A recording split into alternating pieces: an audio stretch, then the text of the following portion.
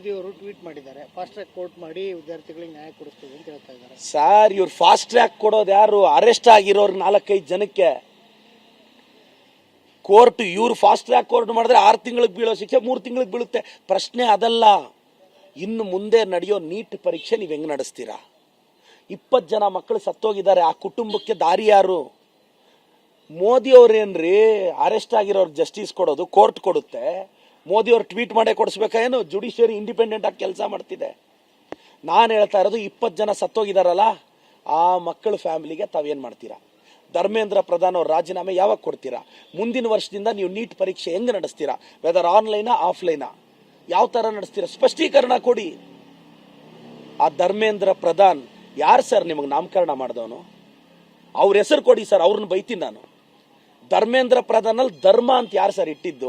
ನೀವು ಅಧರ್ಮ ಸರ್, ಅಧರ್ಮೇಂದ್ರ ಪ್ರಧಾನ್ ನೀವು. ಮತ್ತೊಮ್ಮೆ ಹೇಳ್ತಿದ್ದೀನಿ, ನಾನು ರಾಜ್ಯದ ಯುವಕರ ಪರವಾಗಿ ನರೇಂದ್ರ ಮೋದಿ ಅವರಿಗೆ ಮೆಂಟೋಸ್ ಕಳಿಸ್ಕೊಡ್ತಾ ಇದ್ದೀನಿ. ಅದು ತಿಂದ ಮೇಲೆ ಆದ್ರೂ ದಿಮಾಕ್ಕ ಬತ್ತಿ ಜಲಾದೆ. ಮೋದಿ ಅವರು ಟ್ವೀಟ್ ಮಾಡಿದ್ದಾರೆ, ಫಾಸ್ಟ್ ಟ್ರ್ಯಾಕ್ ಕೋರ್ಟ್ ಮಾಡಿ ವಿದ್ಯಾರ್ಥಿಗಳಿಗೆ ನ್ಯಾಯ ಕೊಡಿಸ್ತೀವಿ ಅಂತ ಹೇಳ್ತಾ ಇದ್ದಾರೆ. ಸರ್, ಇವ್ರು ಫಾಸ್ಟ್ ಟ್ರ್ಯಾಕ್ ಕೊಡೋದು ಯಾರು? ಅರೆಸ್ಟ್ ಆಗಿರೋರು 4-5 ಜನಕ್ಕೆ ಕೋರ್ಟ್. ಇವ್ರು ಫಾಸ್ಟ್ ಟ್ರ್ಯಾಕ್ ಕೋರ್ಟ್ ಮಾಡಿದ್ರೆ 6 ತಿಂಗಳಿಗೆ ಬೀಳೋ ಶಿಕ್ಷೆ 3 ತಿಂಗಳಿಗೆ ಬೀಳುತ್ತೆ. ಪ್ರಶ್ನೆ ಅದಲ್ಲ. ಇನ್ನು ಮುಂದೆ ನಡೆಯೋ ನೀಟ್ ಪರೀಕ್ಷೆ ನೀವು ಹೆಂಗ್ ನಡೆಸ್ತೀರಾ? 20 ಜನ ಮಕ್ಕಳು ಸತ್ತೋಗಿದ್ದಾರೆ. ಆ ಕುಟುಂಬಕ್ಕೆ ದಾರಿ ಯಾರು? ಮೋದಿ ಅವ್ರೇನ್ರಿ ಅರೆಸ್ಟ್ ಆಗಿರೋರು ಜಸ್ಟಿಸ್ ಕೊಡೋದು? ಕೋರ್ಟ್ ಕೊಡುತ್ತೆ. ಮೋದಿ ಅವ್ರು ಟ್ವೀಟ್ ಮಾಡೇ ಕೊಡಿಸ್ಬೇಕಾ ಏನು? ಜುಡಿಷಿಯರಿ ಇಂಡಿಪೆಂಡೆಂಟ್ ಆಗಿ ಕೆಲಸ ಮಾಡ್ತಿದೆ. ನಾನು ಹೇಳ್ತಾ ಇರೋದು 20 ಜನ ಸತ್ತೋಗಿದಾರಲ್ಲ, ಆ ಮಕ್ಕಳ ಫ್ಯಾಮಿಲಿಗೆ ತಾವೇನು ಮಾಡ್ತೀರಾ? ಧರ್ಮೇಂದ್ರ ಪ್ರಧಾನ್ ಅವ್ರ ರಾಜೀನಾಮೆ ಯಾವಾಗ ಕೊಡ್ತೀರಾ?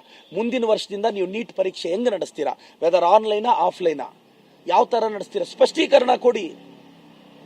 ಆ ಧರ್ಮೇಂದ್ರ ಪ್ರಧಾನ್ ಯಾರು ಸರ್ ನಿಮಗೆ ನಾಮಕರಣ ಮಾಡಿದವನು? ಅವ್ರ ಹೆಸರು ಕೊಡಿ ಸರ್, ಅವ್ರನ್ನ ಬೈತೀನಿ ನಾನು. ಧರ್ಮೇಂದ್ರ ಪ್ರಧಾನ್ ಅಲ್ಲಿ ಧರ್ಮ ಅಂತ ಯಾರು ಸರ್ ಇಟ್ಟಿದ್ದು? ನೀವು ಅಧರ್ಮ ಸರ್, ಅಧರ್ಮೇಂದ್ರ ಪ್ರಧಾನ್ ನೀವು. ಮತ್ತೊಮ್ಮೆ ಹೇಳ್ತಿದ್ದೀನಿ, ನಾನು ರಾಜ್ಯದ ಯುವಕರ ಪರವಾಗಿ ನರೇಂದ್ರ ಮೋದಿ ಅವರಿಗೆ ಮೆಂಟೋಸ್ ಕಳಿಸ್ಕೊಡ್ತಾ ಇದ್ದೀನಿ. ಅದು ತಿಂದ ಮೇಲೆ ಆದ್ರೂ ದಿಮಾಕ್ಕ ಬತ್ತಿ ಜಲಾದೆ.